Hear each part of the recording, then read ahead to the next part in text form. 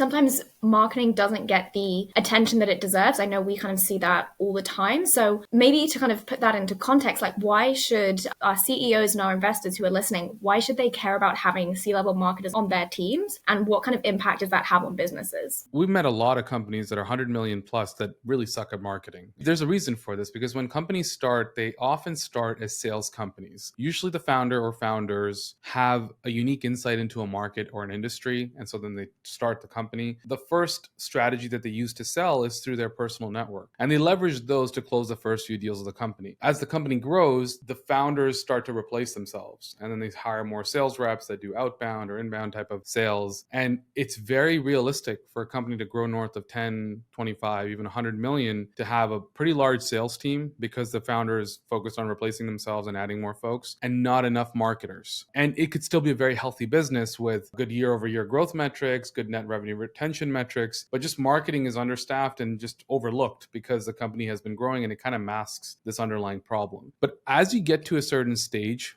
of company, you start to plateau out. For some companies, that mark might be at 10 million. For some companies, it might be at 50 million. That plateau often looks like missed sales projections. Maybe you forecast pretty aggressively and your sales team can't cover the amount of pipeline that you need to close. It looks like VPs of sales or chief revenue officers being fired or replaced, and it kind of becomes this revolving door. And it often looks like marketing playing a supporting role. The entire function's role is to just enable the sales team and do traditional activities like events, product marketing stuff, sales enablement work, but not really being accountable to revenue and actually helping the organization grow. Idea or the opportunity is that to understand that your revenue problem is actually a marketing problem when you hit that plateau, and you need marketing to contribute at a higher level in order to be able to hit your sales projections. You can replace your CRO as many times as you want, but if you don't generate more pipeline, they're not going to close more deals. Once you start to understand that, then you start to look at marketing very differently,